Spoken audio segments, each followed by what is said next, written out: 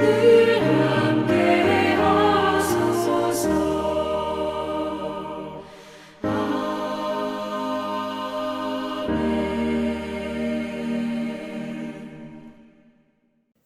오늘 우리에게 주신 말씀은 창세기 25장 1절부터 18절 말씀입니다.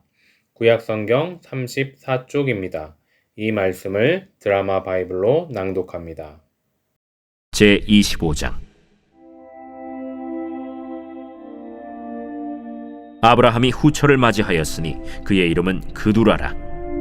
그가 시므란과 욕산과 무단과 미디안과 이스박과 수아를 낳고 욕산은 스바와 드단을 낳았으며 드단의 자손은 아수르 족속과 르두시 족속과 르움미 족속이며 미디안의 아들은 에바와 에벨과 하녹과 아비다와 엘다아이니 다 그두라의 자손이었더라. 아브라함이 이삭에게 자기의 모든 소유를 주었고 자기 서자들에게도 재산을 주어 자기 생전에 그들로 하여금 자기 아들 이삭을 떠나 동방 곧 동쪽 땅으로 가게 하였더라. 아브라함의 향년이 175세라. 그의 나이가 높고 늙어서 기운이 다하여 죽어 자기 열조에게로 돌아가매 그의 아들들인 이삭과 이스마엘이 그를 마므레 앞 헷 족속 소할의 아들 에브론의 밭에 있는 막벨라 굴에 장사하였으니 이것은 아브라함이 헷 족속에게서 산 밭이라. 아브라함과 그의 아내 사라가 거기 장사되니라. 아브라함이 죽은 후에 하나님이 그의 아들 이삭에게 복을 주셨고 이삭은 브엘라헤로이 근처에 거주하였더라. 사라의 여종 애굽인 하갈이 아브라함에게 낳은 아들 이스마엘의 족보는 이러하고 이스마엘의 아들들의 이름은 그 이름과 그 세대대로 이와 같으니라. 이스마엘의 장자는 느바요시요 그 다음은 게달과 앗부엘과 밉삼과 미스마와 두마와 마사와 하닷과 데마와 여둘과 나비스와 게드마니. 이들은 이스마엘의 아들들이요 그 촌과 부락대로 된 이름이며 그 족속대로는 12 지도자들이었더라. 이스마엘은 향년이 137세의 기운이 다하여 죽어 자기 백성에게로 돌아갔고 그 자손들은 하윌라에서부터 아수르로 통하는 애굽 앞 술까지 이르러 그 모든 형제의 맞은편에 거주하였더라. 오늘도 말씀으로 하루를 시작하시는 성도 여러분께 하나님의 은혜와 평강이 함께 하시기를 축복합니다. 이 본문의 말씀은 아브라함의 시대가 마무리되고 이삭의 시대가 열리는 과정에서 아브라함 말년의 인생과 이스마엘에 대한 쿠키 영상 같은 느낌의 스토리가 전개되고 있습니다. 그러면서 이 본문을 통해 하나님께서 우리에게 전하는 메시지가 있는데 그것은 바로 하나님의 정의와 공평입니다. 25장 1절은 아브라함이 후처를 맞이하였다 했습니다. 명확하게 사라의 죽음 후에 후처를 맞이한 것인지 아니면 사라가 살아있을 때 맞이한 것인지 알 수 없지만 앞뒤 내용상 사라가 죽은 후에 그두라를 아내로 맞이한 것이라고 볼 수 있습니다. 그래서 아브라함의 나이를 사라가 죽었을 당시 약 137세로 추정했을 때 140에서 150세 정도까지 6명의 자녀를 낳고 175세, 즉 막내가 성인이 되었을 즈음에 아브라함은 죽게 됩니다. 그 6명의 자녀들이 혹여나 이삭에게 누가 될까? 막내가 성인이 되었을 즈음 그들에게도 재산을 나누어 주고 동방으로 가게 하였습니다. 그 이유는 그동안 하나님의 약속이 이삭을 통해 이루어져 갈 것을 점점 확신하게 되었기에 다른 자녀들을 이삭과 부딪히지 않게 하려고 떠나가게 한 것 같습니다. 이스마엘의 자손 또한 아브라함의 생존 동안에는 아브라함의 가족, 즉 이삭과 어떤 교류도 있지 않았지만 아브라함의 죽음의 소식에 이스마엘은 즉시 달려와 이삭과 함께 장사를 치르게 되었습니다.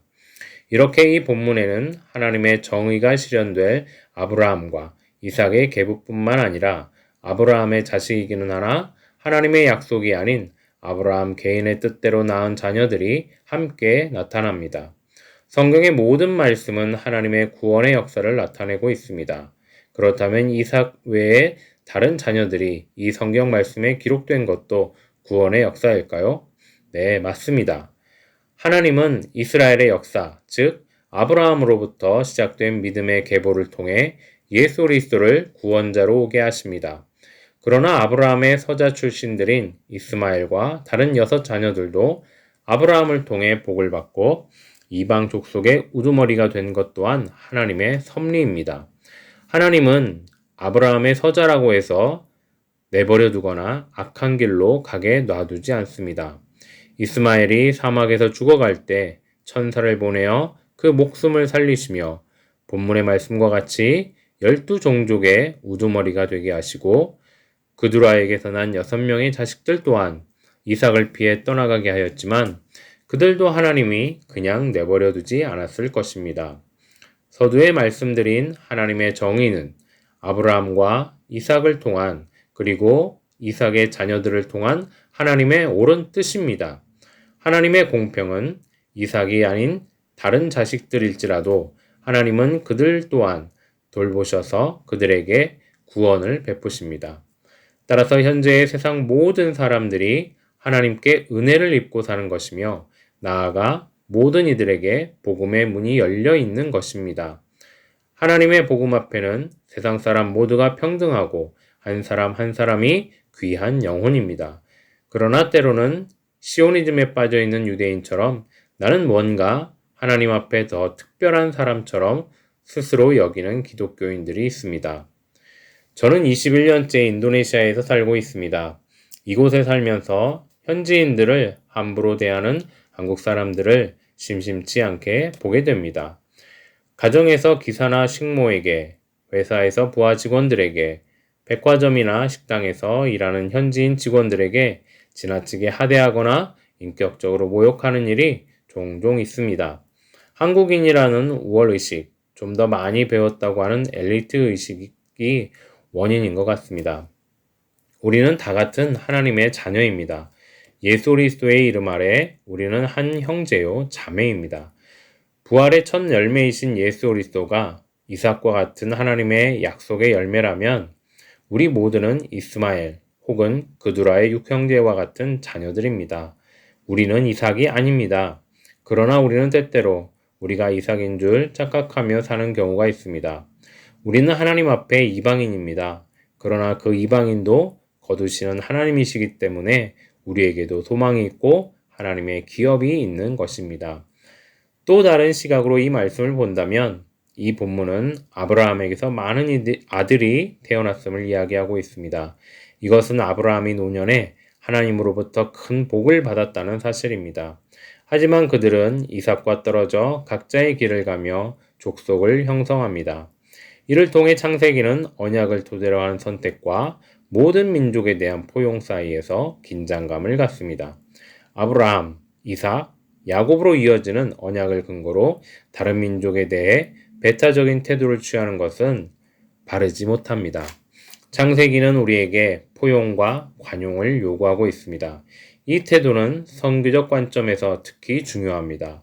포용과 관용의 태도로 선교 대상에게 다가가야 한다는 것이 하나님의 언약이 주는 중요한 메시지인 것입니다. 아침에 자고 일어나 부딪히는 모든 현지인들이 우리의 선교의 대상입니다. 집안에서 우리 가족을 위해 허드렛 일을 마다하지 않는 식모와 매일 아침과 저녁 남편과 아내, 자녀들을 직장과 일터로 학교로 데려다주는 기사들, 직장의 부하 직원들, 식당과 슈퍼마켓의 직원들 모두가 선교의 대상입니다. 여러분들이 먼저 하나님의 부르심을 받은 선택받은 자녀라면 이곳 선교지에서 살아가는 여러분은 오늘 하루 이 말씀을 통해 포용과 관용을 베풀며 예수 그리스도의 향기를 내는 그런 시간이 되기를 바랍니다. 하나님의 전적인 은혜로 선택을 받은 우리는 더욱 겸손히 우리의 이웃을 살피며 그들을 더 품어주고 은혜를 베푸는 여러분 되시기를 주님의 이름으로 축복합니다. 기도하시겠습니다. 하나님의 뜻으로 낳게 된 이삭뿐만 아니라 다른 자식들에게도 복과 은혜를 나누어 주신 하나님, 이방인 된 우리를 하나님 자녀 삼아 주시고 오늘 하루도 그 자녀 된 은혜를 누리게 하심을 감사합니다. 그 받은 은혜를 내 안에 가두어 두지 않고 우리의 이웃에게 흘려보내는 삶이 되게 하여 주시고 오늘 하루 그 나누는 은혜의 기쁨을 맛보게 하여 주시옵소서. 감사드리며 살아계신 예수님의 이름으로 기도드립니다. 아멘. 계속해서 찬양 한 곡 묵상하신 후에 합심 기도와 개인 기도로 나아가겠습니다.